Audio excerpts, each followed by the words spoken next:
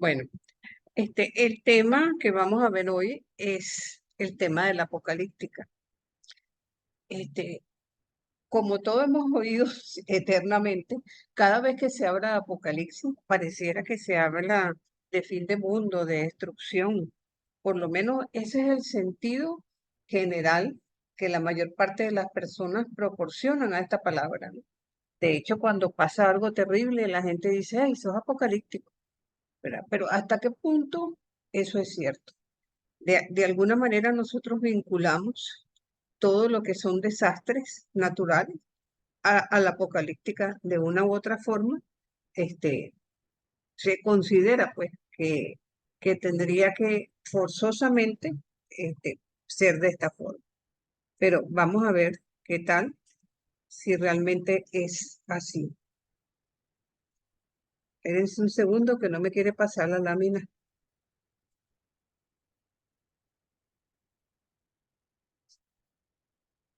Bueno, voy a tener que ponerla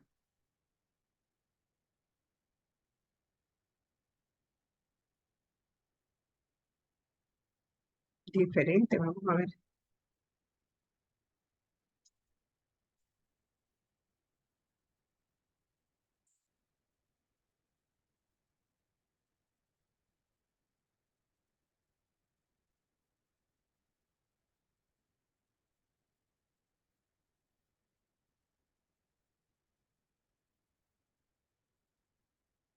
Ajá, ahora sí. ¿Están viendo la lámina?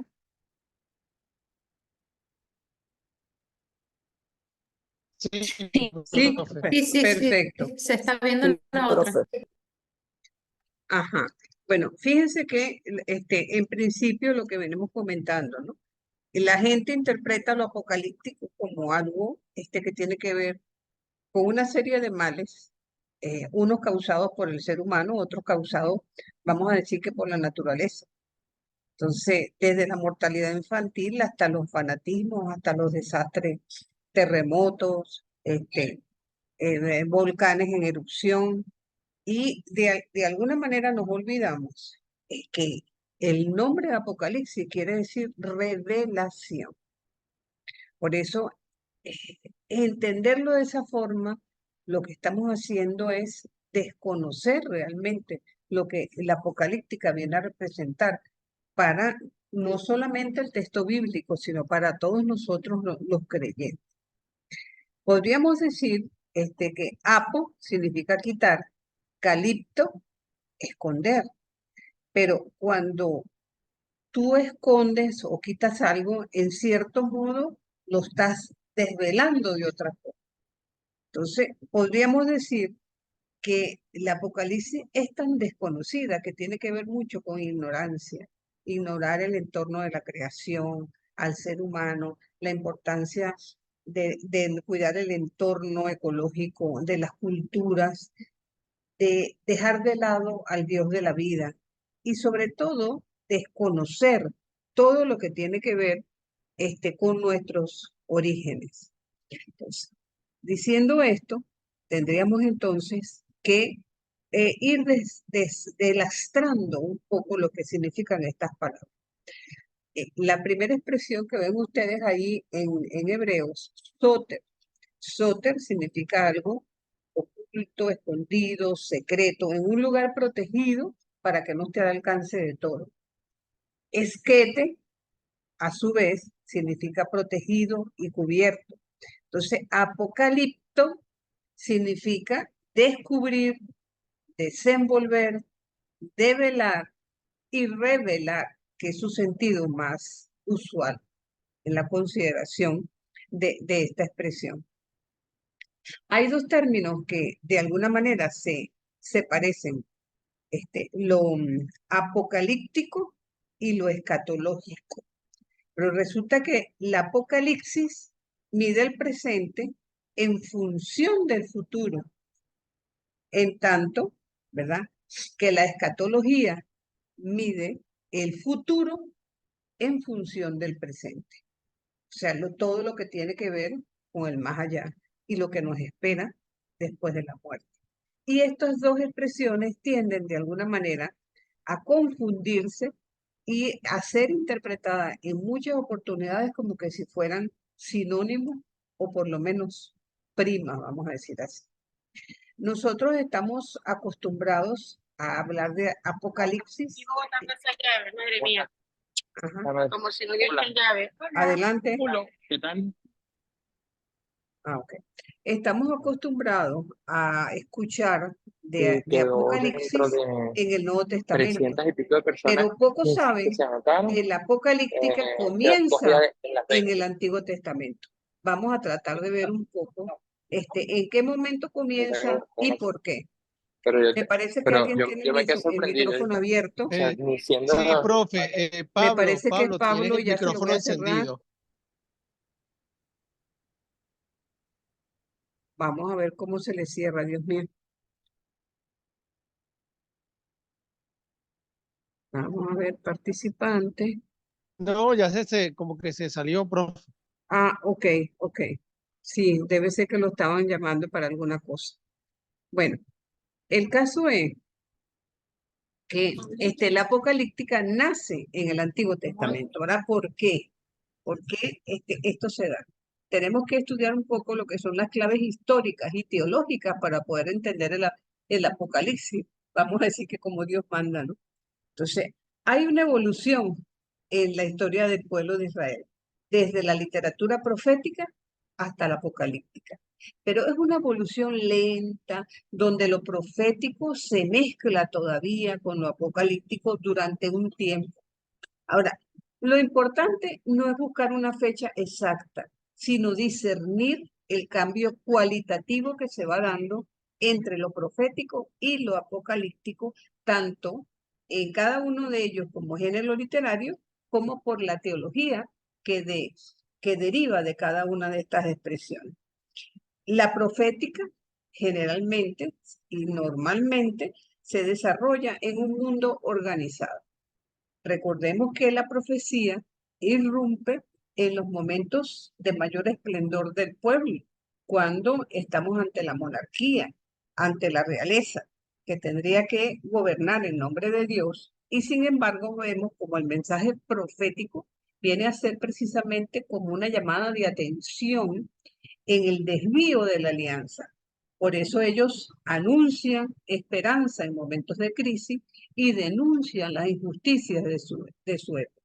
Pero generalmente se trata de un mundo organizado, vamos a decir así, dentro del cual el profeta proclama la palabra de Dios.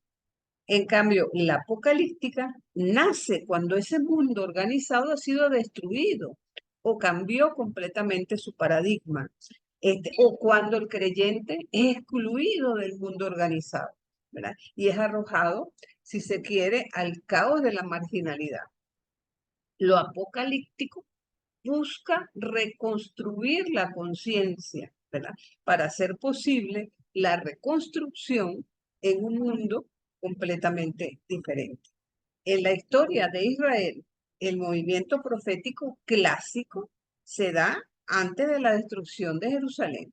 Sabemos que la destrucción se da en el 587 antes de nuestra era, pero antes de esa fecha, el pueblo tiene una tierra, posee una monarquía, tiene una clase dirigente, tiene un templo, ¿verdad? Y tiene como asidero, vamos a decir, lo que hasta entonces, ¿verdad? Ha tenido como certeza. Tiene sus escribas, los funcionarios, existe la capital Jerusalén, otras ciudades, hay culto, ¿verdad? Pero todo ese mundo se viene abajo después del exilio. Y sabemos que el pueblo de la tierra, que es el que queda en Palestina, queda sin ninguna referencia económica, política, cultural o religiosa, porque quienes fueron al exilio sencillamente creen que Dios se fue con ellos. Es en ese momento que nace la apocalíptica, porque la apocalíptica busca de alguna manera reconstruir la conciencia creando una serie de símbolos y mitos, ¿verdad? Nuevos que hacen posible la reconstrucción de él. Y todo ese devenir se va a dar precisamente en la época del Imperio Persa. Recordemos que Ciro, ¿verdad? Con sus funcionarios, se hace del panorama internacional, gobernando de tal forma, ¿verdad? Durante unos 300 años aproximadamente, reconstruye el pueblo, perdón, el templo, trata de volver o de volcar nuevamente lo que estaba en el exilio hacia el pueblo, nace la diáspora y se van dando una serie de circunstancias que ya hemos mencionado, en el sentido de que al no haber rey, son los sacerdotes, la clase sacerdotal, quien va a tomar el dominio del poder económico y religioso dentro del mundo judío. Cuando llegamos al imperio griego, y estamos hablando de 333, ¿verdad? Vemos que esta situación continúa y evidentemente en la época de nuestro Señor, durante el siglo I y la dominación romana, lo que se está dando es una lucha de poder en Judá que evidentemente causa estragos dentro de la población.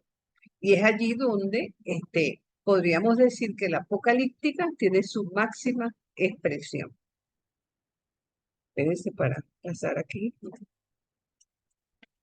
Yo no sé por qué a veces cuesta para que pase la lámina.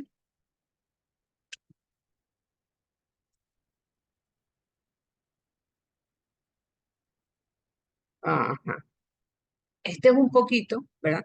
Tratando de tener un panorama de lo que estamos conversando. Sabemos que el pueblo se forma entre 1200 y 1000 cuando llegan a la tierra prometida, cuando se van de alguna manera realizando con, vamos a decir, el ordenamiento de los jueces. Posteriormente, construyen un Reino Unido durante 70 años, el reino se divide, se destruye el reino del norte por culpa de los asirios, cae el reino del sur por los babilónicos, y vemos que ese grupo de exilados tratan de alguna manera de reconstruir su vida en base no solamente al culto y al templo, sino también a tratar de, si se quiere, tener una añoranza sobre lo que perdieron. Por eso nosotros vemos que los judíos, cuando hablan de esta etapa, miran hacia el pasado con la esperanza de reconstruir su futuro. Ya en el mundo cristiano, ellos miran hacia el futuro de gloria sobre la base de un pasado que ilumina, una vida que se proyecta en el presente, pero que tiene un futuro como vida plena. No, y aquí hay algo interesante, porque el centro de la apocalíptica, y eso es válido para el Nuevo Testamento, no está centrado en la parucía, ni en el fin del mundo, ni en la segunda venida de Jesús, sino en la resurrección de Jesús. Porque ante la certeza de que Jesús resucitó, todos los creyentes tenemos abierta la puerta para cada uno de nosotros también resucitar. Y esto, como les digo, es bien interesante, se va gestando en esta época, pero la apocalíptica utiliza un lenguaje simbólico y bastante ambiguo, y se sirve de una serie de expresiones. Primero, la pseudonimia, actuar bajo un seudónimo, porque generalmente la apocalíptica es una época de persecución. Y al ser una época de persecución, la gente trata de pasar un poquito desapercibido. Cuando nosotros en el Apocalipsis de Juan vemos que él se refiere a Babilonia y a la gran prostituta, referida sencillamente a la época de los babilónicos, sabemos perfectamente que para esa época Babilonia no existía. Ellos se están refiriendo al Imperio Romano, que es el que los está acosando en ese momento. Pero tienen que disimular hablando como algo del pasado para tratar entonces de que el público entendido sabe perfectamente de qué se está hablando. De allí que vamos nosotros a ver que se utiliza un lenguaje a veces lleno de símbolos, ¿verdad? Simplemente está dedicado a todos aquellos que son capaces de describir o de percibir el contenido de esos símbolos. Fíjense que en la apocalíptica vamos a encontrar símbolos básicamente de textos del Antiguo Testamento, especialmente del Éxodo. Fíjense que el Apocalipsis de Juan tiene 180 expresiones tomadas del libro del Éxodo. Entonces, incluso podríamos decir que el Apocalipsis de Juan es una relectura del Éxodo en el Imperio Romano. Y es por la gran cantidad de símbolos que utiliza, desconocidos para el mundo romano, pero bien conocido para el mundo. Entonces, ¿por qué surge esto? Porque hay muchísimo pesimismo en el ambiente, la situación es terrible, hay persecuciones, entonces el mal pareciera que está robando el bien. Entonces, por anticipado, aquellos visionarios que son capaces de ver un poco más allá, de decir, sí, el presente es aterrador, lo que estamos viviendo no es vida precisamente, pero vamos a esperanzarnos de que hay un futuro mejor para nosotros. ¿Por qué? Porque la historia de la salvación tiene un sentido. El plan de Dios está establecido desde el comienzo y es completamente lineal. Camina hacia el final, hacia la Jerusalén celestial, porque no existe el azar. Y a veces podríamos incluso comparar el lenguaje apocalíptico con nuestras gaitas. Los mayorcitos deben acordarse de la época de Jaime Lucinchi, ¿verdad? Que todo el mundo dice que su señora secretaria, Blanca Ibáñez, bueno, era que realmente tenía los pantalones, digamos, en ese gobierno. Y hubo una gaita que la sacó creo que en Maracaibo 15, donde se llamaba La Gata Blanca. Cuando eh, la gaita la cantaban, todo el mundo sabía que se estaban refiriendo a Blanca Ibáñez, pero no la mencionaban directamente. El lenguaje apocalíptico se parece un poco a esto. Cuando dicen que Jesús es el Cordero, estamos conscientes de que Jesús no es un Cordero. Ahora, que representa el Cordero Pascual, pero con ciertas características. Tiene una herida en el cuello porque fue crucificado, pero está de pie porque está crucificado, porque está resucitado, perdón.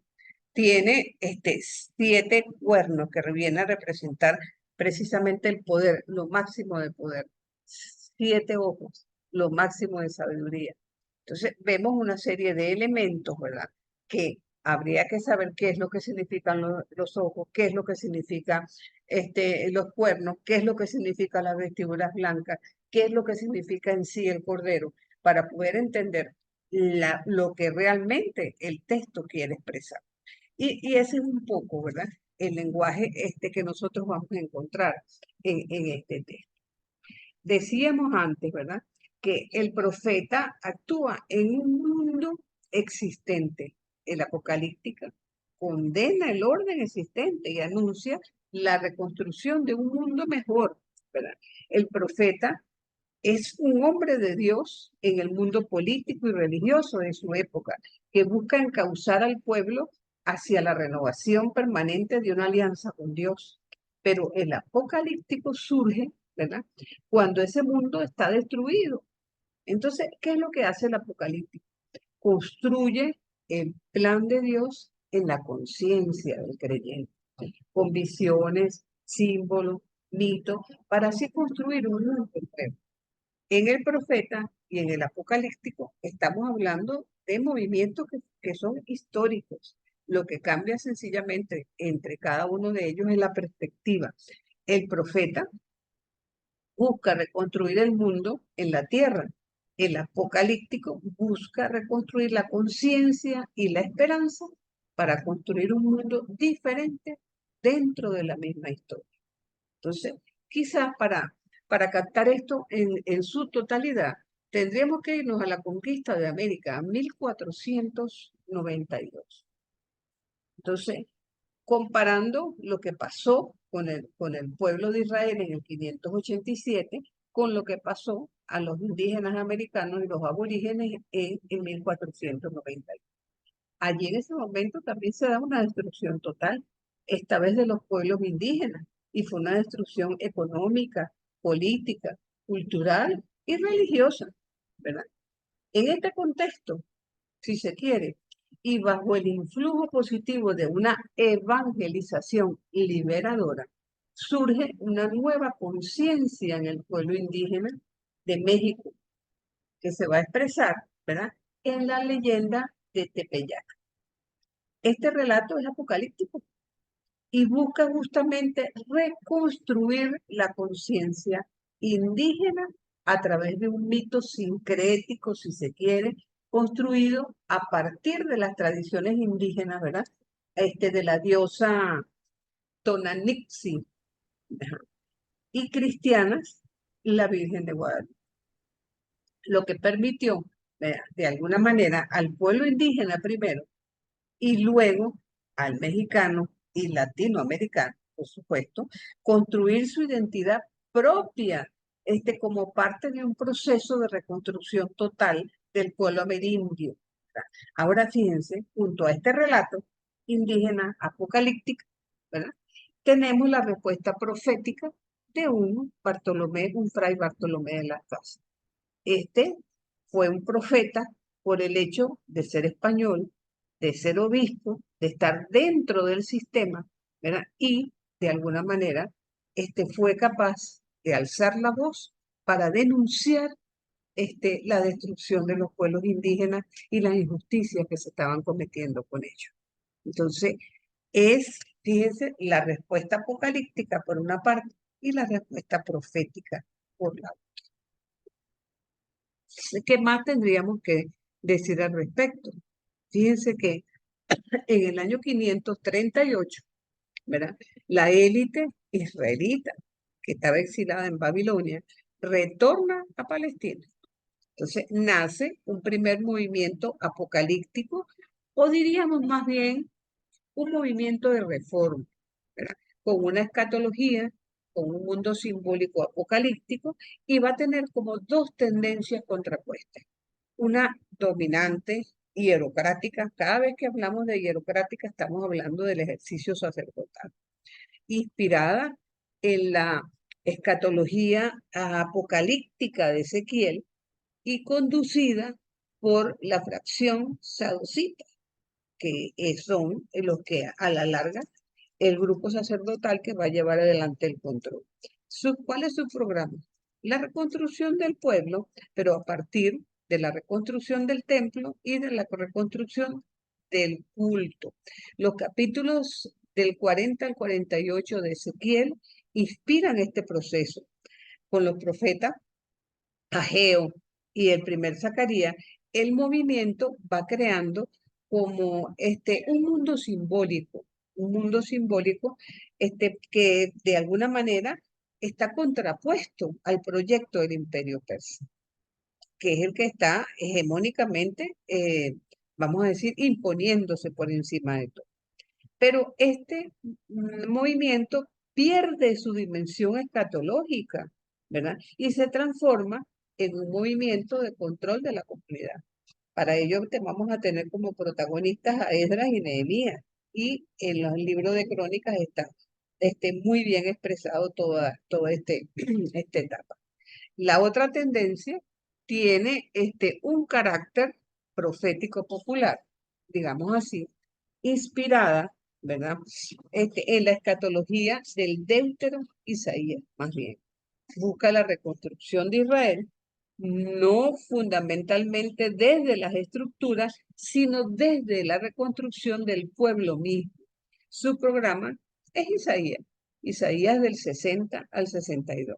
Entonces, es una escatología apocalíptica que va a producir numerosos escritos, y sobre todo el tercer Isaías. Algo de eso también vamos a encontrar en el capítulo 34, 35 y del 24 al 27 de Isaías, ¿verdad? Y quizás también lo vamos a encontrar en el Joel, en Malaquías, que es el último profeta del Antiguo Testamento, y este movimiento va a durar aproximadamente como un siglo.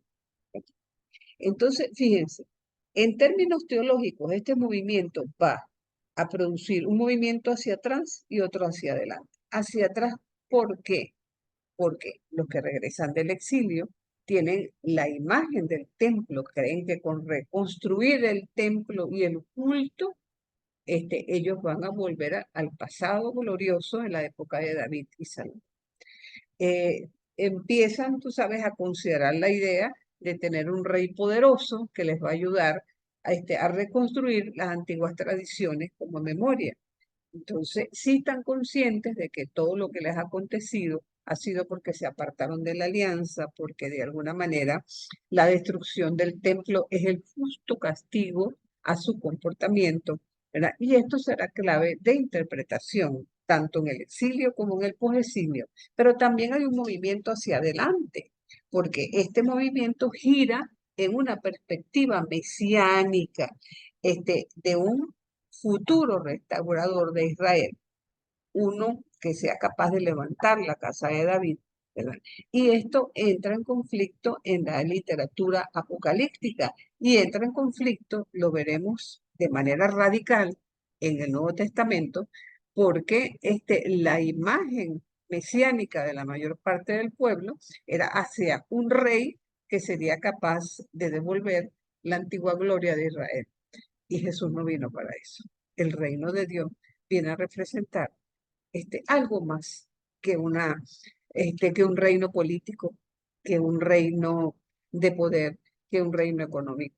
Y eso, a la larga va a ser lo que va a causar la muerte de nuestro Señor. Es una, ¿cómo se llama?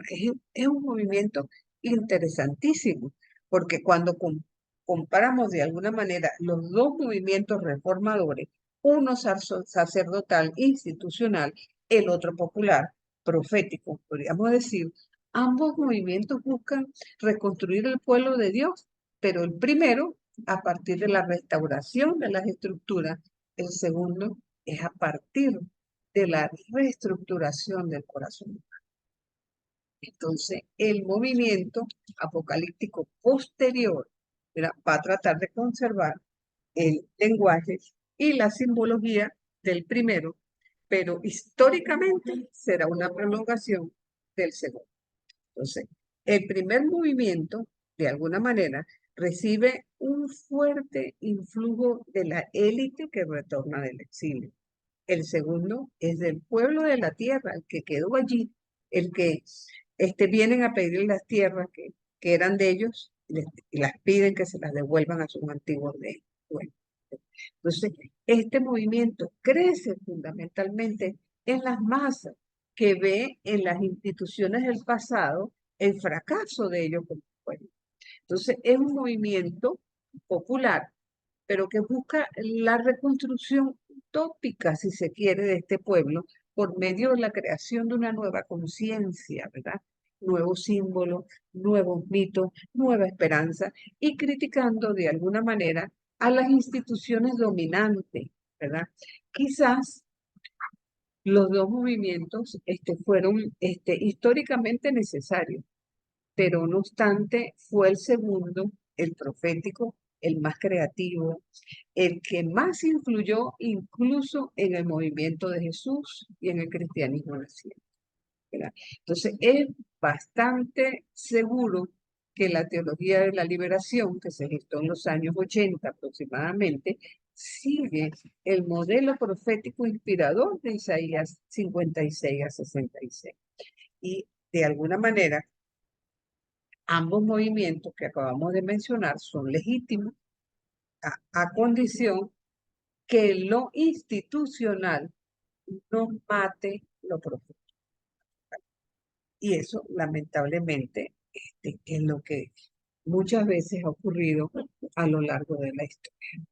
Entonces, bíblicamente, ¿verdad?, la apocalíptica fue iniciada por los profetas Isaías y Ezequiel. Y ya les hablé de los capítulos 40 en adelante de Ezequiel y de lo que es el Deutero y el Trito Isaías, y algunos capítulos que vamos a encontrar del 24 al 27 y el 35. Entonces es retomado por los profetas Joel y Zacarías y es consolidada por el libro de Daniel, que paradójicamente es una buena mezcla de lo profético y lo apocalíptico al mismo tiempo. Ahí les menciono el libro de Enoch, que es un apócrifo, porque se considera el apócrifo más importante del Antiguo Testamento y básicamente versa de pura apocalíptica. Entonces, en este tiempo, ¿verdad?, la literatura bíblica toma como dos opciones: la sabiduría popular y vamos a encontrar esa serie de textos didácticos que nosotros vimos, proverbios, sabiduría, eclesiástico, ¿verdad? La literatura apocalíptica, en sí, que vienen a constituirse como en textos de esperanza, ¿verdad? Y sobre todo, en cada etapa, el pueblo trata de hacer una actualización, una lectura de los signos de los tiempos de su época para tener una interpretación actualizada de la vida. Pues, fíjense que nosotros vamos a encontrar incluso textos pre-apocalípticos, cuando todavía el apocalíptico no estaba, o diríamos que estaba en ciernes. Entonces, vamos a encontrar nuevamente las diferencias entre ambos movimientos. ¿Cuáles son las características proféticas? Se denuncia el desvío del pueblo, el alejamiento de la alianza, el irse con otros dioses, la injusticia fraterna, la no observancia de la ley, la corrupción en los juicios. Entonces, las promesas de desastre y dolor, cuando el profeta denuncia, y por otro lado, el anuncio de perdón, cuando hay un cambio de perspectiva de arrepentimiento por parte del pueblo. Por tanto, se trata de un camino de lucha en que el pueblo está con Dios, se aleja, vuelve a alejarse, vuelve a estar con Dios. Como bueno, eso lo vimos desde la época de los jueces. La literatura profética no cambia la perspectiva, sabemos que el pueblo continuamente se aleja de la alianza. En cambio, las características apocalípticas son diferentes, porque es una vida, ¿verdad?, que no tiene salida, sin ninguna posibilidad de libertad. Un pueblo al que le están quitando las tierras, que se ve obligado a tener que a lo mejor venderse a sí mismo, vender a su familia para poder sobrevivir, que tiene que pagar un diezmo con un dinero que no tiene, que tenía una tierra y terminan por quitársela. Entonces, ¿y cuál es la esperanza de este pueblo? Bueno, pensar en un futuro mejor. ¿Y cómo lo hacen? A través de visiones y anuncios de un mundo maravilloso que va a llegar luego de la lucha de Dios contra los poderes del mal. Entonces, es un camino ya no de lucha, sino de resistencia. No vale la pena luchar porque todo está en nuestra contra. El mal parece que lo arropa todo, pero no hay mal que pueda cumplirnos. Esta es un poco la perspectiva apocalíptica. Yo estoy más que asombrada que todos están tan calladitos que no han ni levantado manos ni han opinado, porque siempre lo hacen. Dios mío. Entonces, estamos hablando en esta etapa, ¿verdad? Si se quiere, de de tres siglos concretamente, en lo que evidentemente el libro de Daniel lleva la palma. Sabemos que el libro de Daniel y el Apocalipsis de Juan son los únicos textos apocalípticos de la Sagrada Escritura que entraron dentro del canon. Sabemos que Daniel es compuesto hacia el 167 aproximadamente, se crea que sea contemporáneo con los textos de Macabeo, en tanto que el Apocalipsis de Juan se escribe hacia el año 90 o principios del siglo segundo. Entonces, de alguna manera son como los extremos visibles, ¿verdad?, de un horizonte histórico de 3 siglos, donde se dio este movimiento apocalíptico popular, casi ininterrumpido, con una literatura abundante, sobre todo de tipo apócrifo, ¿verdad? Muchas veces el libro del Apocalipsis de Juan aparece como que si fuera un libro raro y agilado del canon, pero cuando reconstruimos toda la historia y la literatura apocalíptica entre Daniel y el Apocalipsis, nos damos cuenta que hay una continuidad.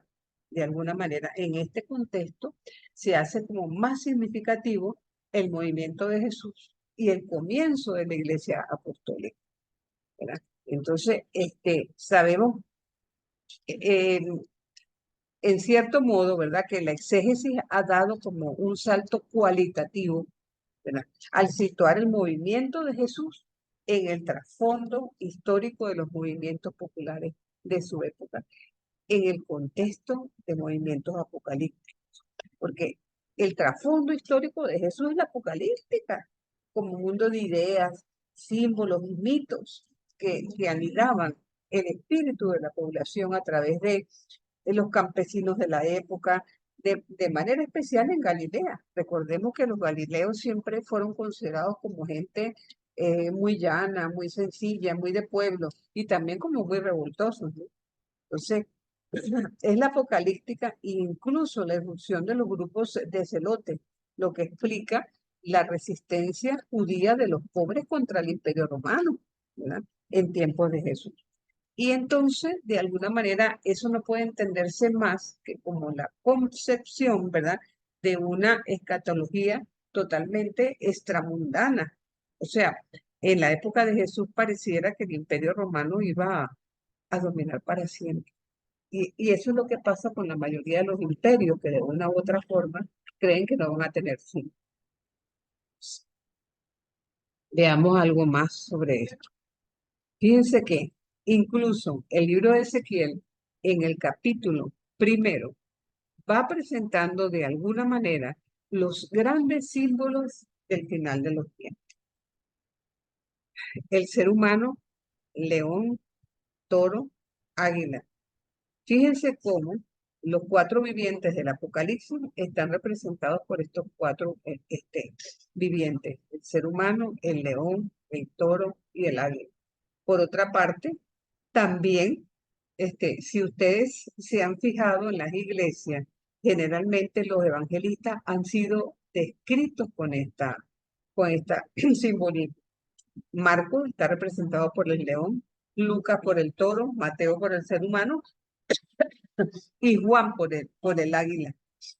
Entonces, fíjense cómo, de alguna manera, al final de los tiempos, en un momento como el que se está viviendo en el posexilio, podemos vislumbrar en Ezequiel que está mostrando de alguna manera lo que vislumbra como el final de los tiempos. Entonces, estas expresiones las volvemos nosotros a encontrar, vuelvo y repito, en el Apocalipsis. Entonces, de alguna manera, ven a Adán, el hijo de Adán, o descendiente de Adán, el ser humano. En Ezequiel aparece 93 veces y todo, de alguna manera, viene a estar en alta vinculación con los mandamientos dados en el monte Sinai.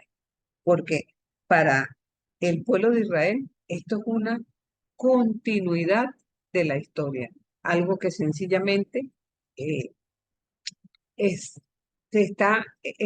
que no para, pues que de alguna manera está en continuidad.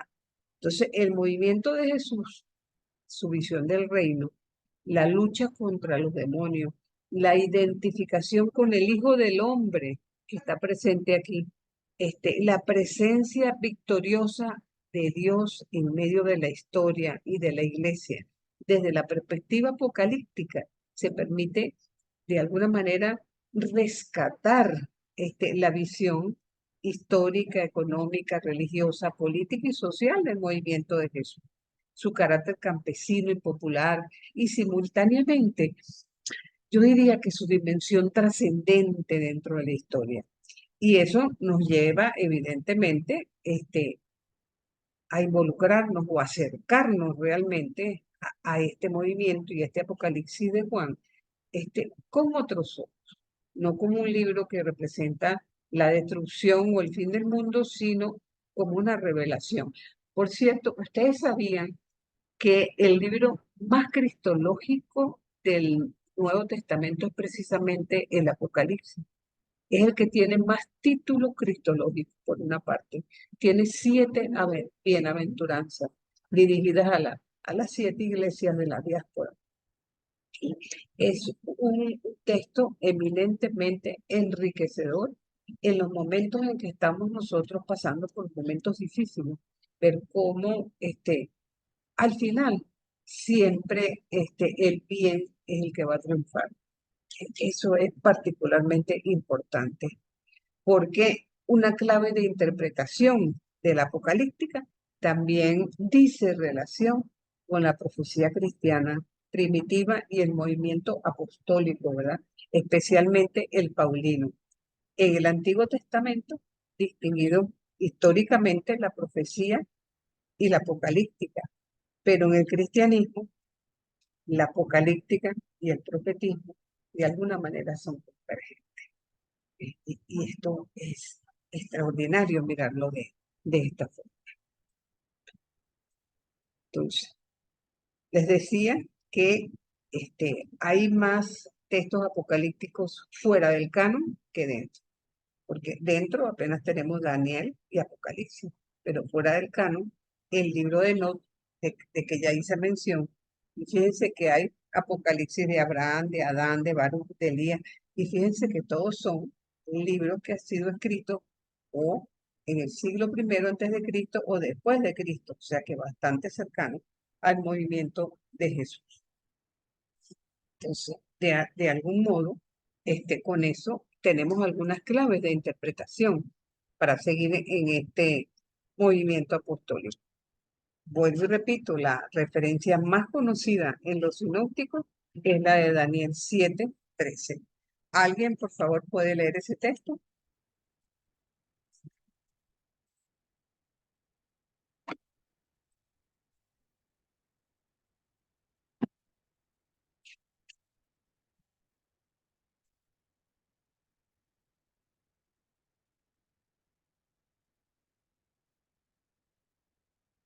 Ya lo tengo, profe. Adelante, adelante, Jesús.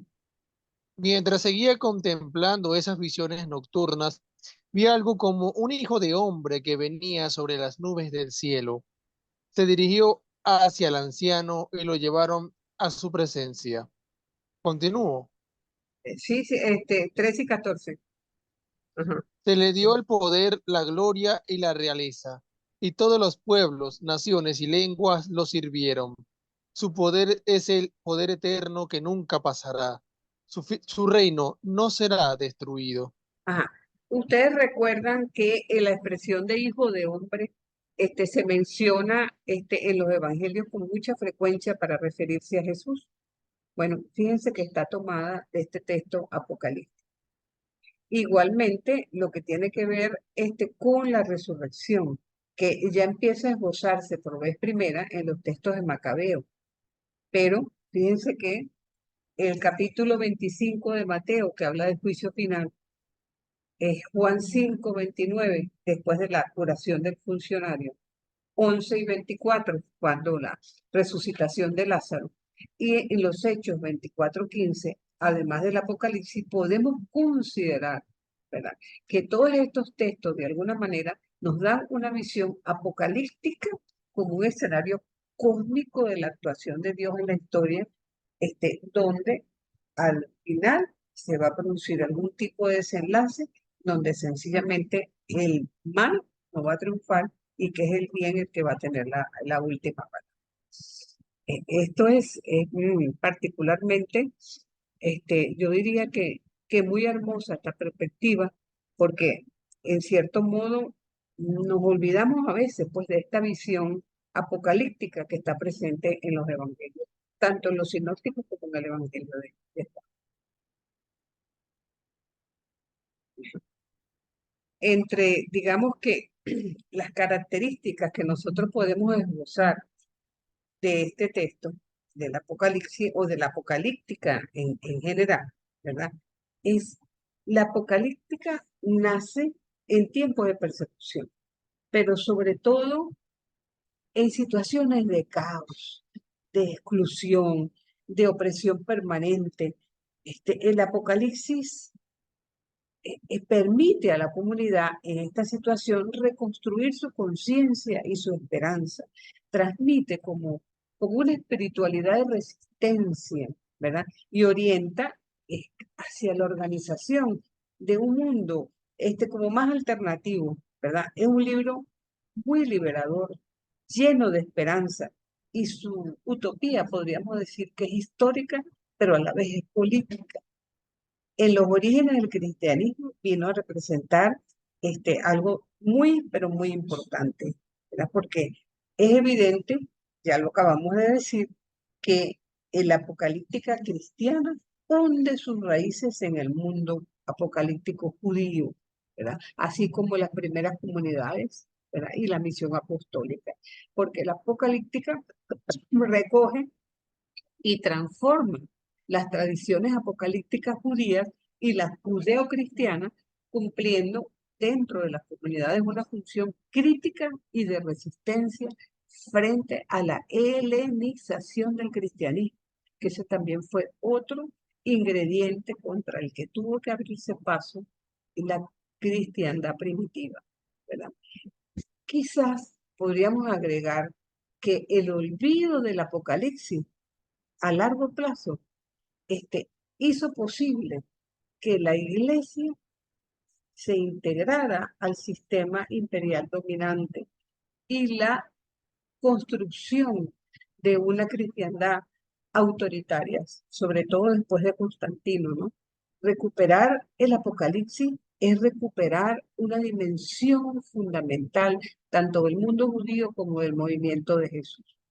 El Apocalipsis no es un libro aislado, propio de una minoría sectaria, ¿verdad? O desesperada, sino un libro universal que retoma radicalmente una nueva manera de vivir en el mundo, una manera fraterna de vivir en el mundo. Entonces, la escatología del Apocalipsis, por otra parte, se realiza fundamentalmente en tiempo presente. Esto es interesante destacarlo porque pasa lo siguiente, ¿no? El presente no es grato. Las situaciones de opresión y de exclusión que se están dando son terribles. Entonces es hoy que se está dando. O sea que quienes quieren leer el Apocalipsis como un anuncio de lo que va a pasar en el futuro, está completamente haciendo una lectura fundamentalista, porque se escribe en tiempo presente para la gente presente. No quiere decir eso que muchas de las cosas que leemos en el Apocalipsis pareciera que cíclicamente se siguen dando en la historia universal. Entonces, como cristianos nosotros sabemos que el hecho que transforma radicalmente la historia es la muerte y resurrección de nuestro Señor. Y como les decía anteriormente, el Apocalipsis no está orientado a la segunda venida de Cristo, a la parucía, sino a Cristo resucitado dentro de la comunidad y en el mundo. Su resurrección es capaz de transformar el presente de cada uno de nosotros, un verdadero kairos, un momento de gracia, ¿verdad? Entonces, ese momento de gracia hace que nosotros podamos dar un testimonio de resistencia, de reconstrucción del reino de Dios a pesar de la adversidad. El mensaje central de lo apocalíptica es, si Jesús resucitó, el tiempo de la resurrección y del reino de Dios ha comenzado. Adelante, mi querido Daniel. Buenas tardes. Pero si yo no entiendo por qué entonces, yo no sé si es que viene a ser esto parte de la formación de los sacerdotes, pero yo creo que ellos de una forma u otra, dependiendo de sus tradiciones, ellos hablan del Apocalipsis de totalmente distinto a lo como lo está presentando usted. ¿Usted cree que tenga que ver algo en la que hubo un momento de formación, no sé, distinto? Que la forma como estoy escuchando el Apocalipsis, la forma como lo he escuchado yo, por lo menos me hace cuestionar varias, no sé, formas. Lo ven como futurista, pero hay veces también usted lo ha explicado como que está centrado en la resurrección y muerte de Jesucristo, pero sigo diciendo que, no sé, si lo están empezando de una forma distinta, o si hubo alguna forma o algún cambio como en la teología fundamental que es nueva, con unas nuevas ideas. Sí, bueno, tiene razón en lo que dice, pero yo creo que eso obedece al hecho de que se hacen lecturas fundamentalistas del texto, ¿verdad? Aunque eso no es tan común en la Iglesia Católica como en algunas iglesias protestantes y sectas que utilizan el Apocalipsis como una especie de buenaventura bíblica, que habla de la necesidad de tú convertirte al credo de cada uno de estos grupos, sino que si no quieres condenarte. Entonces, en el fondo, como te digo, la propia palabra apocalíptica tú la puedes traducir apocalipsis por revelación. Si es una revelación, no puede ser nada malo. Entonces, miren, qué lástima que este curso, incluso el que tiene que ver con el Antiguo Testamento, es tan cerrado en tiempo que a mí no me permite compartir el Apocalipsis con ustedes, aunque yo no tendría ningún inconveniente de que dedicáramos 1 o 2 tardes a eso, ¿no? Independientemente del curso. Porque, miren, estudiar primero la simbología del Apocalipsis, lo que representa cada uno de los signos, nos hace comprender el texto con una claridad meridiana. O sea, pero hay que estudiar los símbolos primero. Mira, las vestiduras, los colores, los animales, todo en el Apocalipsis tiene un significado particular. Entonces, claro, en la medida que uno conoce esa simbología, digamos, a cabalidad, entonces le permite hacer una lectura completamente distinta. De otro modo, el Apocalipsis no va a dejar de ser se llama, un texto amenazador que nos habla de que, bueno, que nos preparemos para el final. ¿Ves? No quiere decir que no pueda haber un fin de mundo. Evidentemente que este es un mundo finito y que evidentemente va a llegar a su final. ¿Vamos nosotros a ser testigos de ese final? No lo sabemos. A veces pensamos que el mundo va por un derrotero en que está destruyéndose la humanidad unos a otros. El mundo en que vivimos ecológicamente también se está destruyendo y va a llegar un momento en que el final va a llegar. O una bomba atómica de todos estos locos que quieren guerra hoy por hoy. No lo sabemos. Y podría ser que coincida, pero no es la finalidad del texto. Cuando se escribe el Apocalipsis de Juan es para dar esperanza en un momento terrible donde se están persiguiendo a los cristianos por anunciar a Cristo, donde sencillamente no hay esperanza. Y este libro de alguna manera les devuelve la esperanza que necesitaban en ese momento para seguir luchando, para ser fuertes, para ir adelante. Entonces,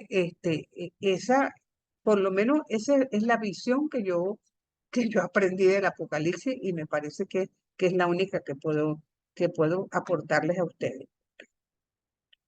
Siempre de alguna manera, como estamos expresando aquí, el Apocalipsis de una u otra forma eh, no está centrado en el fin del mundo, vuelvo y repito, pero es un libro histórico. Y si es un libro histórico, está en la historia. Entonces, si está en la historia, tiene como dos visiones, ¿verdad? Una visible y una empírica. Una visible, que el autor llama tierra, y una dimensión profunda y trascendente que llama cielo.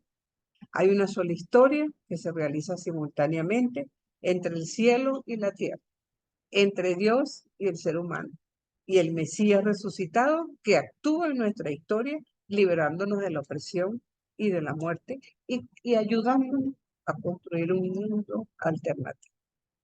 La utopía del Apocalipsis no se realiza más allá de la historia, sino más bien ante la opresión y la muerte, porque vislumbra un mundo nuevo.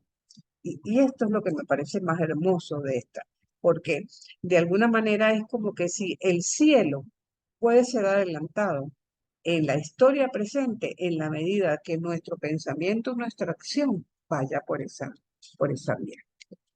Y ahí quizás es lo difícil, porque ¿cuántas veces estamos desesperanzados? Pero ¿no les parece a ustedes que ofrecer esperanza en un mundo que no la tiene es también una obligación cristiana? O sea, hoy en día hay muchos elementos comunes a toda esta temática que estamos conversando hoy. No solamente en Venezuela, sino en el mundo. Situaciones límites, en las que uno ve, caramba, al lado de un restaurante, voy a hacer la propaganda, el Barquero, que uno ve que hay 30, 40 carros lujosísimos parados allí para a lo mejor gastar $100 por persona en un almuerzo. Más allá encuentras a unos señores volviendo la basura que no tienen nada que ver. Entonces, esa disparidad entre un mundo y el otro es porque el Apocalipsis nos las está anunciando, no, la estamos viendo desde el origen del mundo. Y es sencillamente porque nosotros con la libertad que fuimos creados, nos hemos inclinado más a actuar, no ni siquiera digamos hacia el mal, sino hacia la indiferencia y la omisión hacia el otro. Y eso evidentemente es una llamada de atención en estos textos que nos está obligando a poner los pies en la tierra y estar conscientes de que el futuro hay que vivirlo con esperanza a pesar de las adversidades que se nos presentan. Entonces, y es porque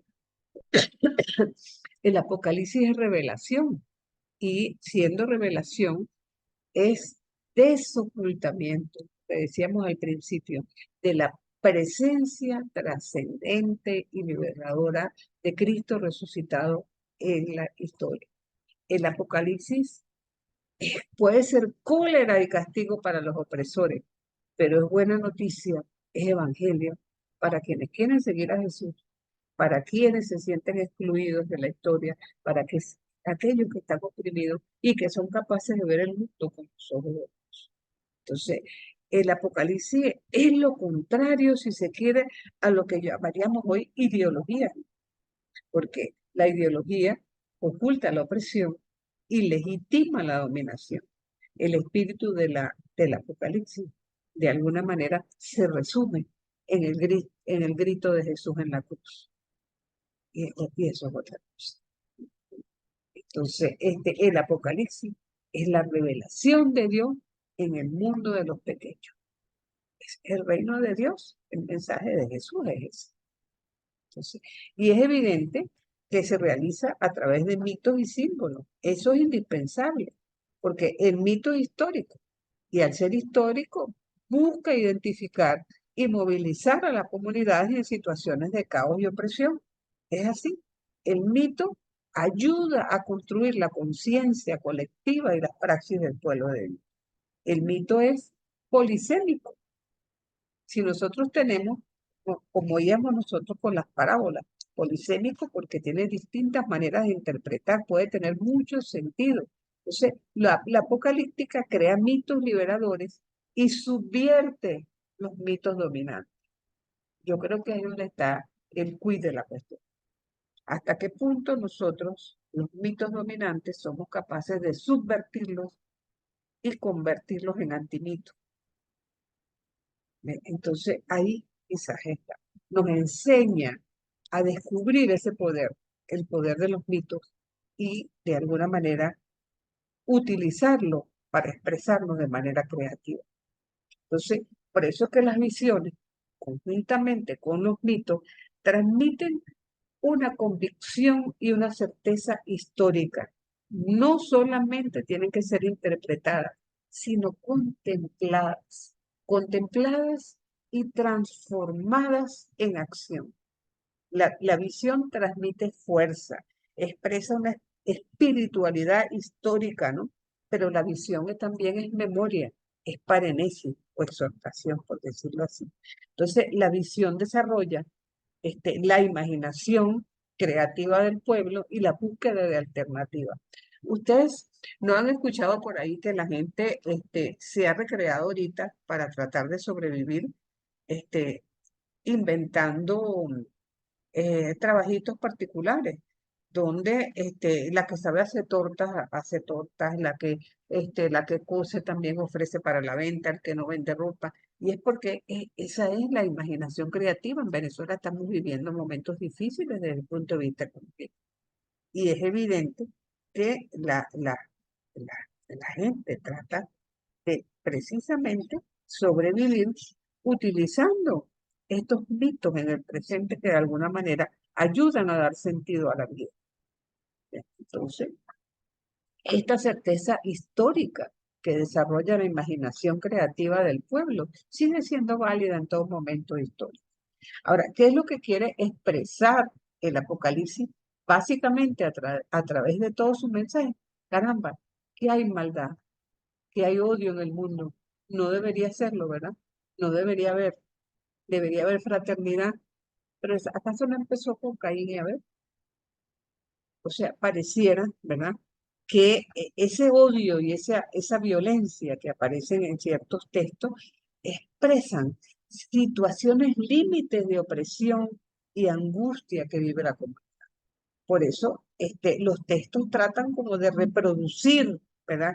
Para provocar en los oyentes una especie de catarsis, o vamos a decir de desahogo, y purificación para transformar el odio en una toma de conciencia. Es como cuando nosotros decimos que el mal no se acaba con el mal, ni la guerra se acaba con la guerra, sino que tenemos que poner la contraparte.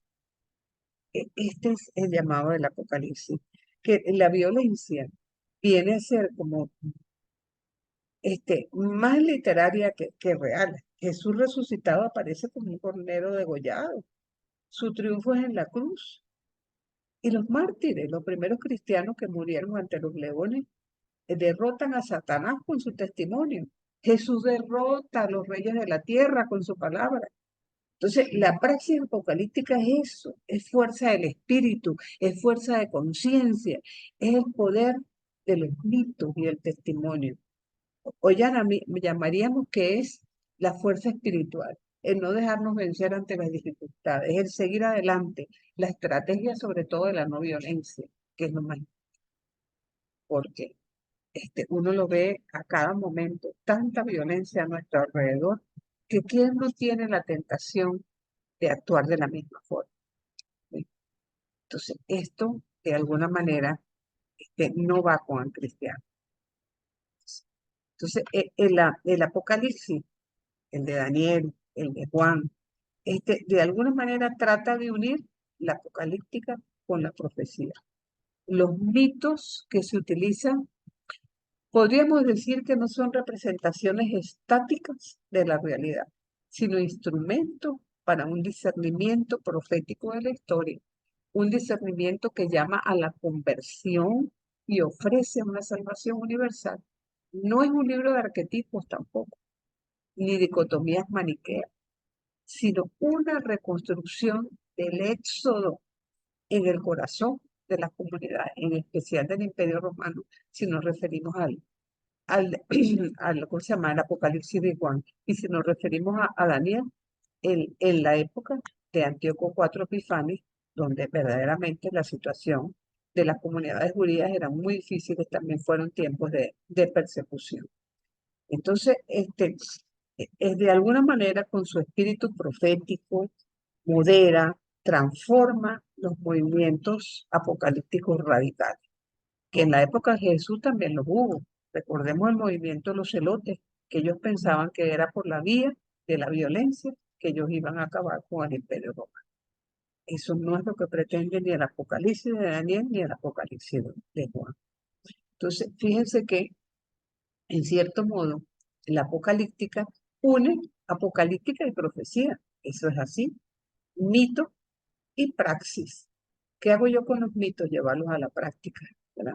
Catarsis, si se quiere, pero también, de alguna manera, conciencia y transformación histórica, ¿verdad? No es solamente catarsis o protesta. La historia no solamente está en manos de Dios, también está en manos de nosotros. Recordemos que la reconstrucción del reino de Dios necesita de nuestra participación. Entonces, no puede haber pasividad o ausencia de práctica.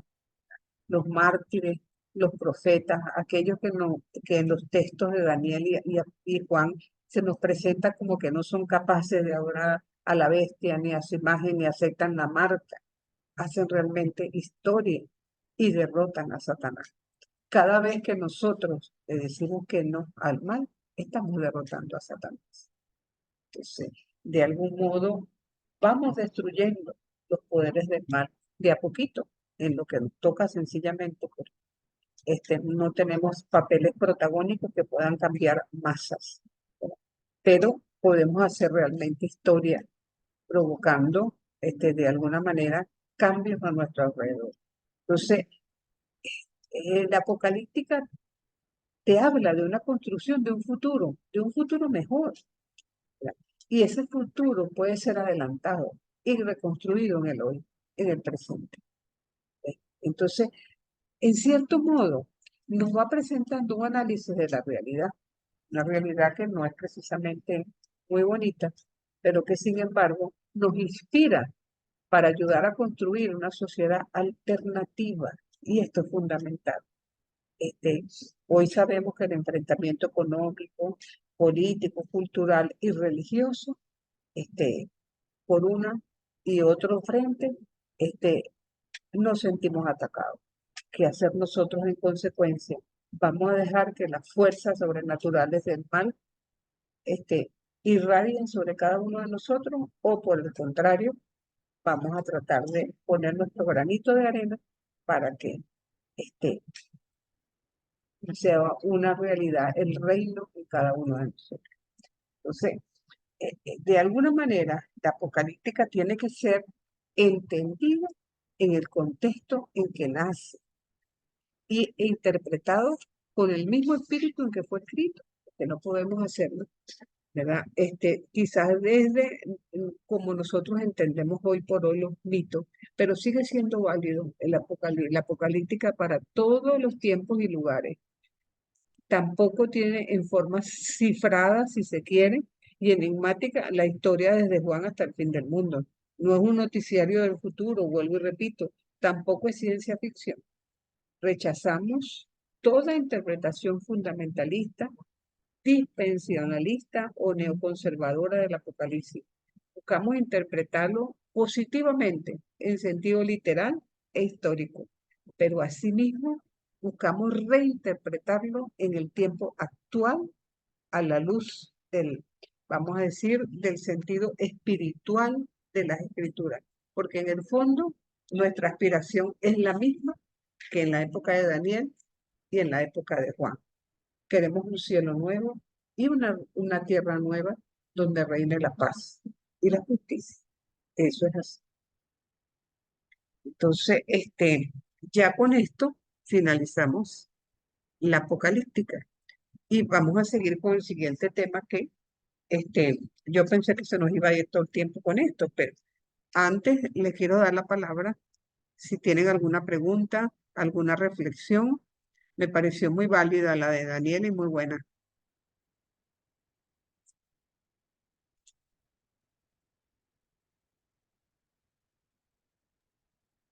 Bueno, profe, yo Adelante. diría yo diría que sin duda alguna nosotros tenemos esa labor de ser quienes expliquemos y informemos acerca de cómo tiene que leerse el Apocalipsis, sin duda alguna, porque el fundamentalismo sigue estando y sigue siendo presente y sigue siendo parte del cristianismo de hoy, tanto para nosotros los católicos como para también los protestantes. Ellos son los Ciertamente. primeros que alimentan mucho esa lectura fundamentalista del Apocalipsis. Sí, Que sí, queda de parte de nosotros enseñar que no puede leerse en una óptica en la que todo lo que veamos catastrófico o todo lo que veamos negativo que pase en nuestra historia contemporánea sea entendido como signos o de cumplimiento de un fin del mundo, sabiendo que el texto nunca se refiere a nuestro contexto, se refiere a otras circunstancias propias de aquellos para quienes fue escrito el Apocalipsis. Y eso es correcto. fundamental. Y ahí voy a tomar un poquito lo que dice Daniel. Daniel, bueno, nos toca a nosotros, aunque nosotros nos tengamos el rango jerárquico, pues nos toca también nosotros decirles a esos sacerdotes, padre, pero usted sabe que eso no se puede interpretar así. ¿Por qué? Porque le hace daño a los fieles laicos que asumiendo en él una figura que tiene formación y asumiendo en él una figura de autoridad, quedan confundidos. Y es necesario que nosotros evitemos esas confusiones y evitemos alimentar esas confusiones. Bueno, recuerden que en eso también tiene mucho que ver las películas. Las películas que tienen un tono apocalíptico, todos hablan de final de la destrucción del mundo por un meteorito, por un poco de agua, por diversas cosas que van de alguna u otra forma a incidir, vamos a decir así, en lo que es la destrucción del planeta. Entonces también, mire, es lo mismo que a veces de generación en generación se han pasado ciertas ideas que es difícil erradicarlas, incluso dentro del mundo religioso. Yo escuché en una oportunidad a un sacerdote, tristemente hablando de María Magdalena como la prostituta curada por Jesús, que perdonada por Jesús, perdón. Y a mí me llamó mucho la atención, porque todo el que conoce la Biblia sabe que María Magdalena no fue ninguna prostituta. En la Biblia jamás hay un texto que asegure semejante cosa. Lo único que se dice de ella que fueron 7 demonios le fueron expulsados y desde entonces se convirtió en seguidora de Jesús. Es lo que dice acerca de María Magdalena, insigne compañera de Jesús, testigo privilegiado de la resurrección. Pero, de hecho, incluso en una homilía del Papa Gregorio VIII, creo que en el año 729, dijo que la prostituta perdonada y María Magdalena eran la misma persona. Y eso no lo dice el texto bíblico. Entonces, muchas veces hemos malinterpretado los textos. Es como lo que yo les decía al principio. Cuando uno le pregunta, Pablo va camino de Damasco y ¿cuál es su experiencia? Ah, que se cae del caballo y resulta que el caballo no está en ningún lado, ¿verdad? O en Hechos 1:15, cuando nos dice que en el momento de Pentecostés había 120 personas allí, no solamente estaban los 12 discípulos con una que otra mujer, con María y otras mujeres, estaban 120 personas. Pero como tenemos de alguna manera ese cliché de lo que hemos recibido a través de la catequesis, no vamos directamente al texto bíblico. Y el texto es el único que de alguna manera nos va a sorprender al momento de nosotros abrirnos a esa palabra. Por eso les recomiendo y les recomendaré toda la vida que siempre tengan como a la Biblia como el texto primero, pues, el texto primero y el último, porque ahí precisamente está nuestro alfa y omega, que es nuestro Señor Jesucristo.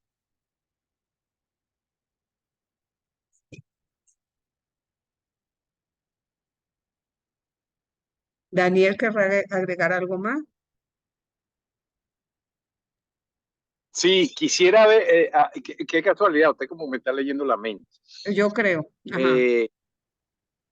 No, me interesa mucho que yo hace mucho tiempo vi la numerología en la Biblia. No sé si Ajá. toca eso, ahora que me mencionó.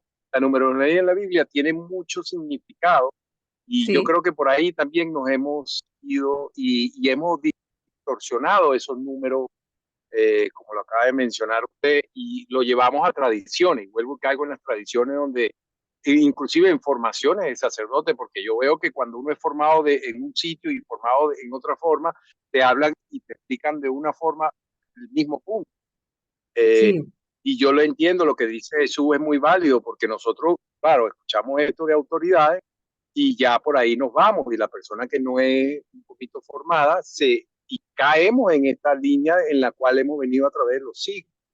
¿Qué hace la iglesia? Yo sé que esto que estamos haciendo hoy en día, que es mucho mayor, pero ¿qué está haciendo la iglesia radicalmente para la interpretación de la Biblia, por lo menos con los puntos, los números? Que es Bueno, muy mira. interesante eso. Bueno, mira, podríamos decir que incluso en eso ha habido una evolución, ¿verdad? Y la puerta de entrada evidentemente fue Vaticano II, porque hasta Vaticano II podríamos decir que la Biblia no llegaba a manos del pueblo. No solamente porque no todo el mundo no tenía una Biblia en su casa, sino porque la creencia que había, recordemos que las Eucaristías eran en latín, y uno más o menos se sabía lo que repetía de tanto escucharlo, pero este, esa oportunidad de escuchar en el propio idioma vernáculo de cada uno las lecturas bíblicas, de tener oportunidad de compartir una homilía, esa puerta la abrió Vaticano II. Entonces, yo recuerdo incluso que mi mamá ya murió, pero mi mamá murió de 90 años. Ella decía, ay, mija, que la Biblia es demasiado complicada. Hay que siempre esperar que los sacerdotes nos las traduzcan, que nos digan, porque el que lee la Biblia sin instrucción, se puede volver loco. Esa era la mentalidad de nuestros padres, ¿entiendes? Entonces, gracias a Dios, poco a poco ha ido entrando la convicción de que los no sacerdotes, los laicos como nosotros, tenemos que formarnos, porque tenemos que dar razón de nuestra fe también. No podemos creer como carboneros. Creo porque creo, no. Yo tengo que dar razón de lo que creo y por qué lo creo. ¿Entiendes?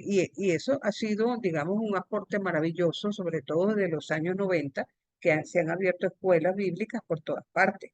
Ahora, ¿cuál es el problema de la pastoral? Y eso, sí, es una evolución que ha ido de menos a más, afortunadamente. ¿Por qué razón? Porque la pastoral bíblica, hasta hace, yo diría que unos 5 años, se consideraba una pastoral más dentro de las pastorales de la iglesia. Estaba la pastoral de los enfermos, la pastoral de los sacramentos, la pastoral de catequesis, y la pastoral bíblica. Hoy por hoy, lo que vamos a decir, lo que se nos está ofreciendo es la animación bíblica de la pastoral, en el sentido de que la Biblia tiene que ser lo que anime todas las pastorales de la iglesia. Entonces, miren, recordemos a San Agustín. San Agustín se convierte en el maniqueísmo. ¿Por qué? Porque tomó la Biblia y leyó. Entonces, en la oportunidad que nosotros tenemos que dar a quienes podamos llegarle de lo que nosotros nos llenemos de Dios, es darles la oportunidad de que tengan un encuentro personal con la palabra. Si tienen un encuentro personal con la palabra, lo tiene Cristo. Y el que se deja transformar con Cristo no cambia el camino, sigue por ese camino para siempre. Entonces, es evidente que hemos tenido fallas. Lo importante es que estamos en camino de superarlas y queremos superarlas. Y eso de alguna manera creo yo que va a incidir positivamente en las generaciones que vienen, porque creo que estamos haciendo algo. No mucho, pero estamos haciendo. Y eso nos va a ayudar. No sé si eso conteste tu pregunta. Ah, bueno, la numerología que decía Daniel, eso es muy cierto, porque para el mundo judío los números son importantes porque tienen una significación simbólica más allá digamos, del texto en sí donde están incluidos. Pero el Apocalipsis tiene numerología por todos lados. De hecho, tanto en el mundo griego, en el abecedario griego, como en el alefato hebreo, se le dan valores numéricos a las letras. Y a partir de esos valores numéricos uno puede determinar cuál es el valor simbólico de un nombre. Por ejemplo, se sabe que a partir de las letras del nombre de David, el número de David es 14. Y entonces vemos cómo se presentan, según el evangelista Mateo, que escribe para judíos, tres grupos de nombres de 14 cada uno para hablar de la genealogía de Jesús, ¿verdad? Y fíjense que un nombre como el número 666, que les encanta a los hermanos de las iglesias, sobre todo los testigos de Jehová, habla del fin del mundo y cómo el 666 es el número de la bestia, y dicen que la bestia es el Papa y que la ciudad pecadora, la Babilonia, es Roma, etcétera, etcétera, ¿verdad? Nos encontramos, ¿verdad? Con que ese 666 tiene que ser la identificación de los números del nombre de Nerón, tanto en griego como en hebreo, da 666. Ahora, lo curioso, que ese número solamente aparece otra vez en el Nuevo Testamento, en el Antiguo Testamento, y con relación a Salmón. De hecho, aparece en Primera de Reyes 10:14, si no me equivoco. ¿Ok? ¿Alguno de ustedes lo tiene?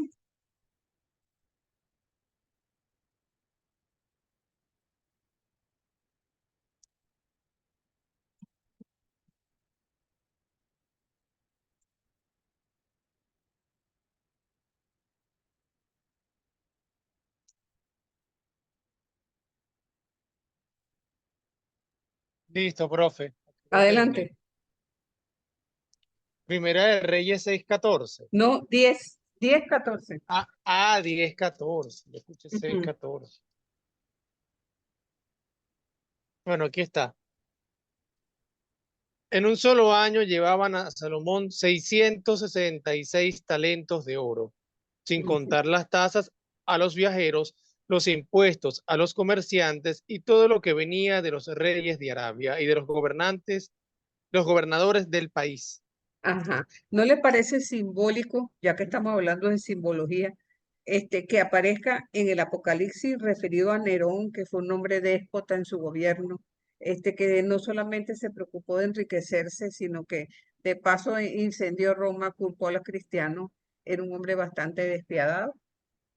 Ahora, cuando se refieren a Salomón y usan esa expresión 666, están hablando del uso desmedido del poder y eso se puede aplicar tanto a él como a Nerón.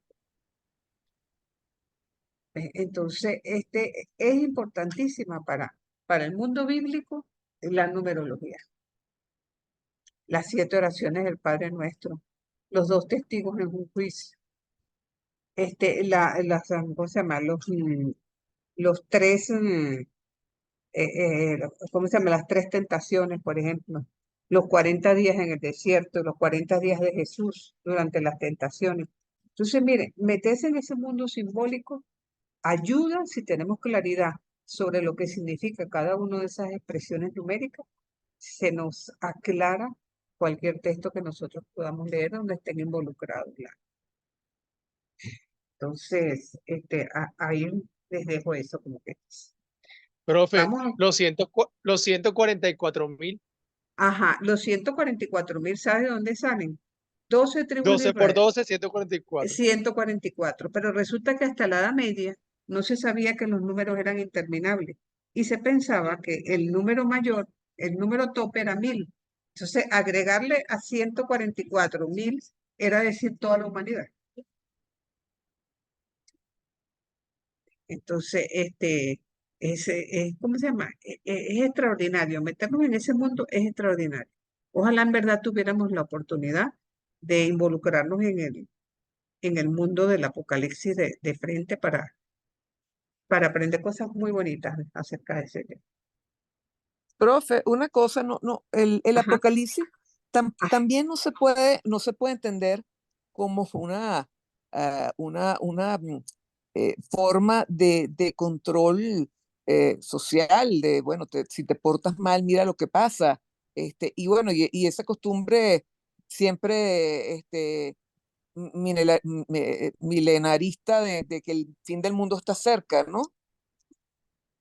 Sí, pero esa no es la intencionalidad del autor. La intencionalidad del autor, por el contrario, es dar esperanza a un mundo en crisis. Mm. Sí, no digo, pero la interpretación que le han dado muchos Ah, dentro de no, la iglesia o sí. las iglesias. Esa es una interpretación fundamentalista, 100%, que no debemos tener. Miren, el mejor ejemplo de la lectura fundamentalista es un chiste, ¿no? Decir, Judas se suicidó. Y tú dices, cónchale, yo no lo puedo leer literal. Bueno, pero entonces pasas la página y dices, lo que vas a hacer, hazlo pronto. Pasas la otra página, anda y haz tú lo mismo. Yo con una lectura fundamentalista tengo que ir a suicidarme. El texto me lo está diciendo. Entonces, es sacar fuera del contexto. En el Levítico dice que una persona que tiene, usa lentes, o sea, que tiene un defecto en la vista, perdón, no puede acercarse al altar. Y entonces, ¿qué podemos decir de las personas que tienen lentes? No pueden acercarse al altar. O sea, no podemos leer en forma fundamentalista los textos, sino siempre involucrarnos en el contexto histórico del momento que fue escrito, para la gente que fue escrito y por la razón por la que fue escrito. Que nosotros mucho de eso lo podemos aplicar y hacer una relectura para nuestra época, perfectamente cierto. Pero si hacemos una lectura fundamentalista, nos quedamos allá y no aquí. Y ese es el peligro. Bueno, Entonces, yo voy a hacer mi último comentario, ya va, a ajá, ver, profe, pero lo que yo digo es que, claro, como a través de los años, lo único que hemos escuchado a nuestros hermanos separados a tomar esta lectura fundamentalista y arriesgarse a ello, y nunca hemos tenido la voz de nosotros ni la formación para poder, por lo menos, contestar. yo me vengo a dar cuenta hoy en día, en los últimos años, de que cada día nosotros como iglesia somos mucho mayor, mucho más grande y creo yo que inclusive más, con una mayor formación, y más ahora del Concilio Vaticano II, pero todavía seguimos teniendo miedo de salir afuera, que es ¿Cierto? lo que yo no sé si es que es de adentro hacia afuera, todavía sigue cerrado el núcleo del laico en la iglesia en el punto de defendernos, porque o hay que tener el clergyman, o hay que ser de una formación, un teólogo, o hay que ser algo, cuando verdaderamente la mayoría de todos agarran 5 capítulos de la Biblia, se lo aprenden de memoria y lo sacan de contexto. Correcto. Y creo No, que vamos en el camino sí, correcto. no olvidemos que fueron muchos siglos en los que los laicos fuimos silenciosos, que los laicos católicos, ¿verdad? Y dentro de ese mundo católico, las mujeres fuimos silenciadas, de paso. Entonces, no podemos pretender desandar el camino tan pronto. Recordemos que después de Trento, con la reforma de Lutero, la iglesia se cerró todavía más. En cambio, los protestantes, con la libre interpretación de la Biblia, progresaron en los estudios bíblicos y nos llevaban una morena. Y es hasta quizás principios de 1900, finales de 1800, en que la Iglesia Católica toma partido y empieza a abrir puertas y ventanas, que evidentemente con Vaticano II quedaron completamente abiertas. Pero es un camino en el que todos volvemos entonces a lo que comentábamos del Apocalipsis. Está en nosotros también formarnos. Mire, yo no tengo ningún inconveniente. El Apocalipsis no está previsto en este curso, pero podemos reunirnos quizás en el mes de agosto y tener dos encuentros, si ustedes lo desean así, en que podamos estudiar la simbología apocalíptica y estudiar el Apocalipsis capítulo por capítulo para que se den cuenta de la belleza de ese texto y de toda la riqueza que Yo me, trae como motivo de esperanza díganos cuándo, y de por lo vida. menos yo me apunto. Ah, Yo bueno, también, de verdad yo sí. Yo me bueno. apunto. Bueno, Buenas entonces tardes. Yo vamos a también, darle. me apunto. Cuando ustedes terminen con los demás, con los cursos que presenten a materias quizás del 15 de julio en adelante, podemos reunirnos. ¿Les parece bien? Nos ponemos de acuerdo, seguimos en el chat y nos ponemos de acuerdo. Sí, Perfecto, profe. ok. Excelente, profe. Gracias. Sí, bueno, miren, vamos entonces, yo sé que ya es como un 5:37, pero nos da tiempo ver un poquito acerca de los géneros literarios, porque ya recorrimos el Antiguo Testamento en su totalidad, sobre todo los puntos clave. Pero algunos de ustedes es la primera vez que están viendo materias bíblicas, ¿no? Y hay cosas como muy generales que me gustaría también compartir con ustedes, ¿verdad? Sobre todo lo que tiene que ver con los géneros, el texto de la Biblia, la verdad, el canon, el porqué del canon, el porqué de los idiomas bíblicos y sobre todo culminar con lo que es los métodos históricos críticos. Entonces, que eso sería lo que nos faltaría para terminar el semestre. Pero yo quería comenzar, por ende, con los géneros literarios. Ustedes ven en pantalla. Ustedes están viendo la presentación, ¿verdad? Que les volví a colocar allí, ¿no? ¿La están Sí, se viendo? ve. Sí, Ah, sí, sí se perfecto. ve. Entonces, fíjense, cuando nosotros hablamos de géneros literarios, recordemos que muchas veces en vez de decirles Antiguo Testamento, les digo Primer Testamento. Hay algunos autores que se dedicaron a tratar de clasificar.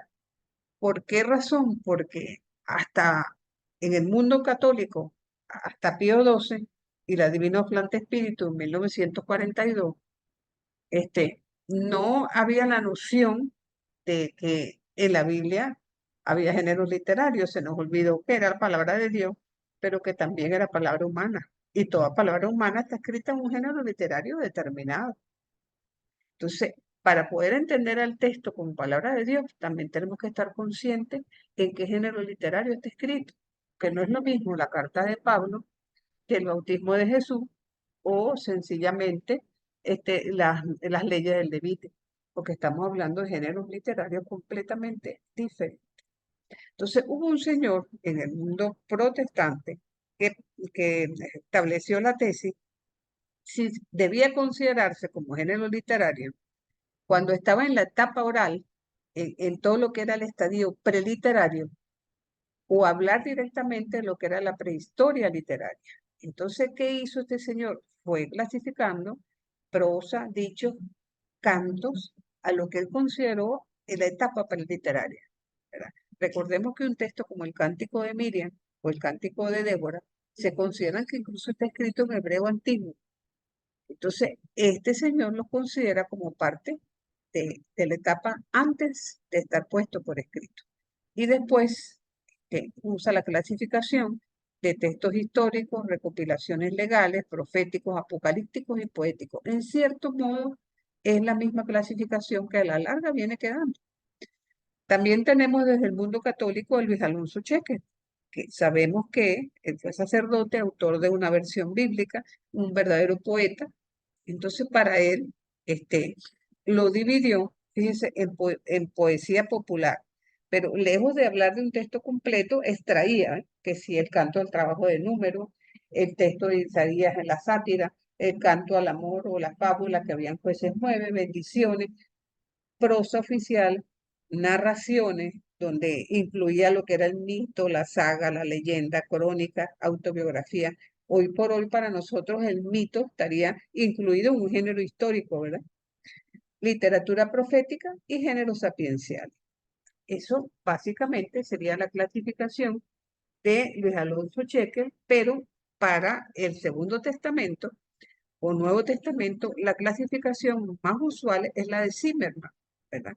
Que va estableciendo que en los evangelios está por una parte la tradición de la palabra, mientras que por el otro está la tradición de la historia. Entonces, ¿qué es lo que hace él? Hablar de tradición de la palabra. Básicamente todo lo que son dichos, ¿verdad? Tanto los dichos proféticos como sapienciales, prefectos, dichos de Jesús en primera persona, dichos populares, invitación al seguimiento. En tanto que en la tradición de la historia, más que todo, están narraciones. Narraciones de tipo histórico, narraciones de milagros, controversias, conversaciones de Jesús, pero ya no dichos en concreto.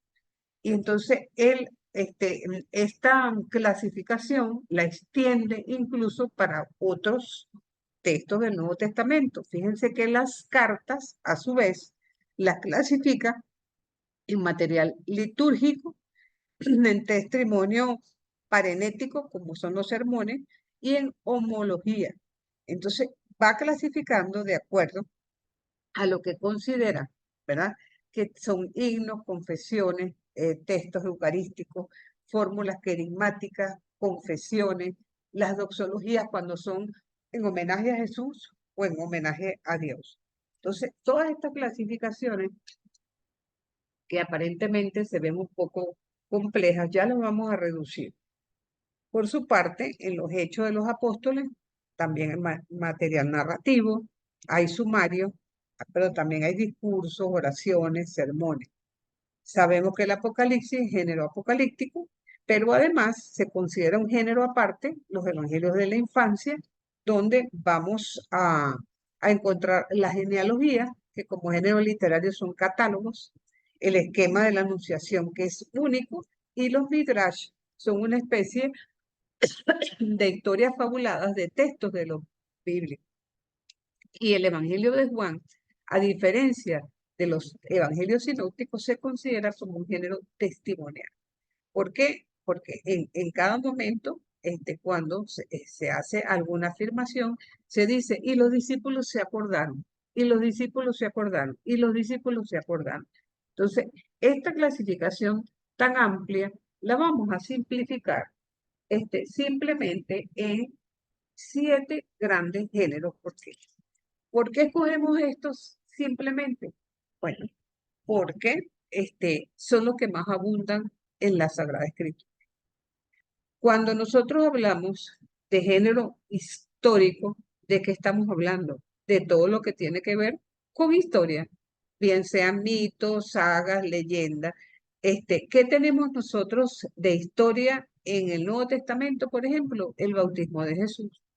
¿Qué tenemos de historia en el Antiguo Testamento? La salida del Éxodo.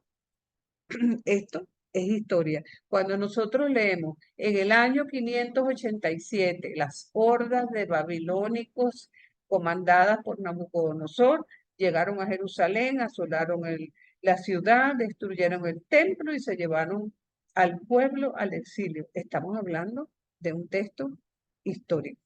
Y la mayoría de los textos históricos, sobre todo en los libros de Reyes, en los libros de Samuel, ya hay una cronología con fecha, porque recordemos que después de David empieza la literatura escrita y entonces vamos a tener fechas seguras. Por eso nosotros podemos asegurar que Salomón murió en el año 931, porque la historia lo dice.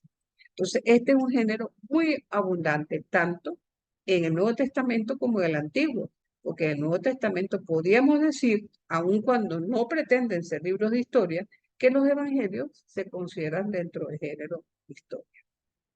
Tenemos después los géneros que tienen que ver con la ley.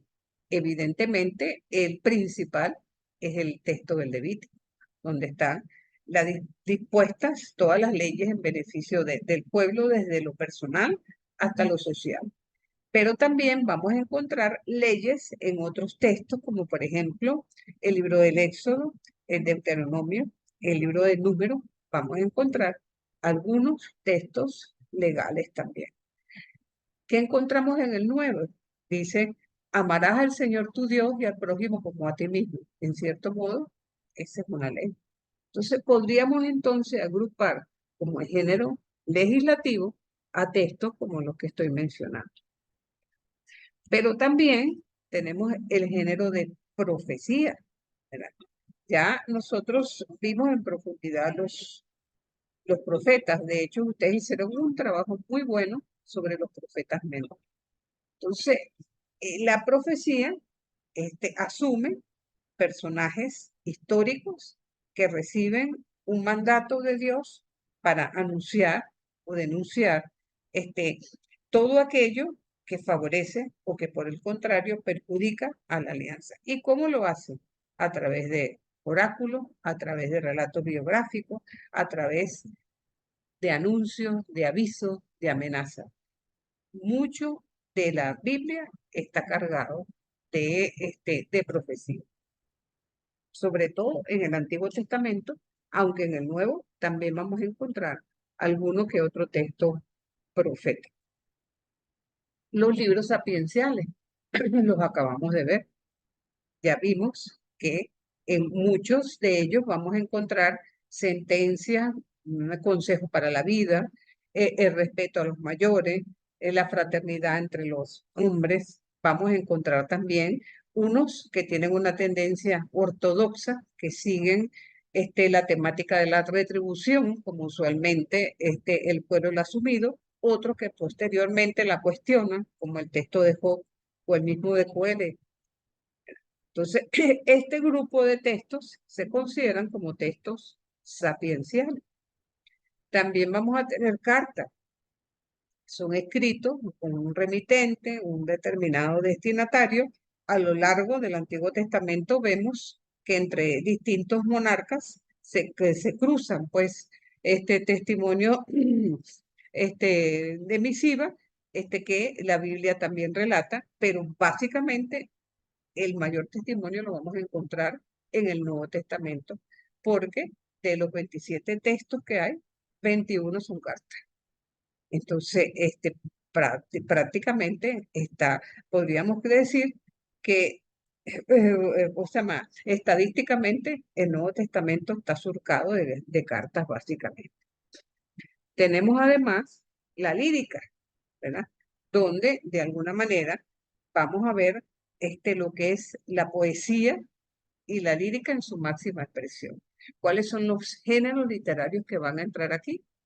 Los salmos, el libro de Lamentaciones y, por supuesto, el Cantar de los Cantares, donde, de alguna manera, unos son cantos de amor, otros son elegías fúnebres y otros son cantos oracionales, como son precisamente los textos sálmicos.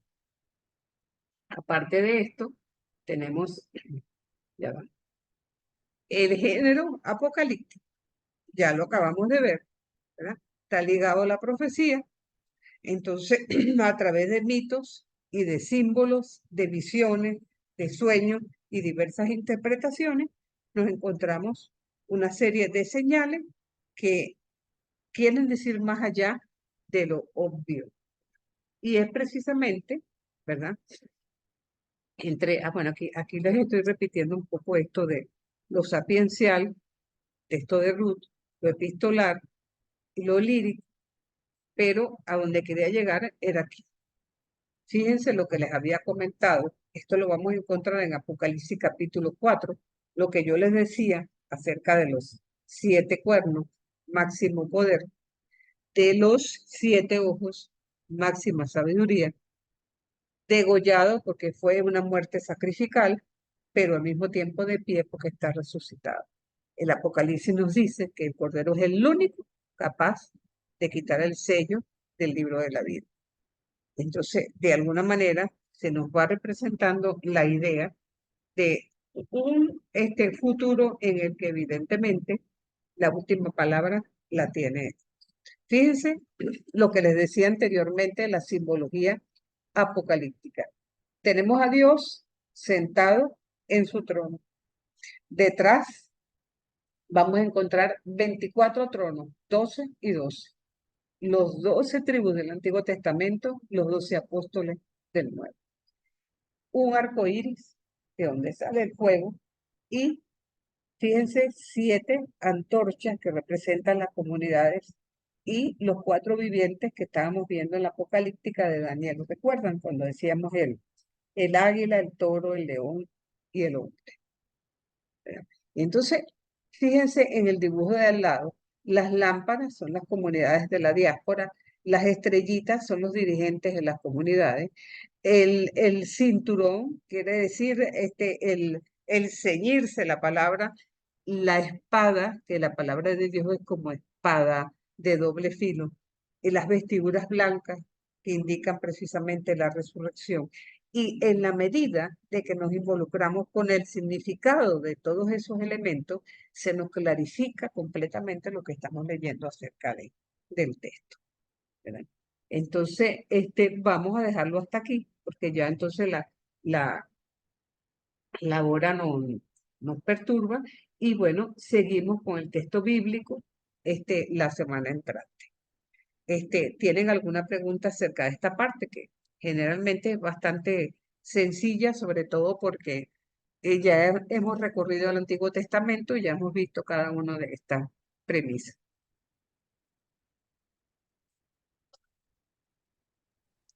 Como siempre, la clase chéverísima, profe. Ah, bueno, mi amor, me alegro porque la idea un poco es que crezcamos, que cada día crezcamos un poco más en la fe, en la comprensión de la palabra y sobre todo en la manera de apoyarnos unos y otros. Profe, Bueno, bueno, en principio yo quería pedir disculpas porque se me activó el micrófono sin querer, ¿ok? Y lo otro que le quería preguntar era, ¿tenemos alguna asignación pendiente ahorita? Sí, sí, la importancia de la apocalíptica, pero tienen una semana para hacerla. ¿Se acuerdan que este tema lo debimos ver la semana Sí, sí, pasada sí, y no lo sí, vimos? exacto, por eso. Entonces, Ok, ok. exacto. Lo colocamos en el foro igual que siempre. Sí, en el foro igual que siempre. Sí quisiera que estamos ya casi en el último mes de clase, nos quedan ya clases contadas. Por eso los que están atrasaditos con algún trabajo, por favor, recuerden que una vez que pasa la fecha tope, no lo pueden meter en el foro ni en la tarea concreta, pero sí me lo pueden traer a mandar a través del mensaje dentro del mismo sistema del módulo. Entonces, pila. Profe, yo solo quería decir que me encantan estas imágenes, que quiero saber de dónde las sacó, que están bellísimas sin duda, Sí, ¿verdad? bellísimas. Ah, no, y es que no has visto las otras que tengo. No has visto las otras, cuando veamos el Apocalipsis las retomamos, que con mucho gusto te las puedo pasar. Así que, bueno, mi gente, entonces para la semana que viene nos estaríamos viendo. Seguimos con este tema y bueno, vamos adelante pues. Dios les Bueno, bendiga Gracias por todo, profe. hasta y que luego, tengan, profe, Gracias. Muchas gracias. gracias, profe. Gracias, Muchas profe. gracias. Bendiciones. Que tengan Gracias, excelente profe. semana. Bendiciones. chévere, que gracias. tengan que tengan una muy buena semana. Igual para Amén. ustedes. Gracias. Para ustedes también.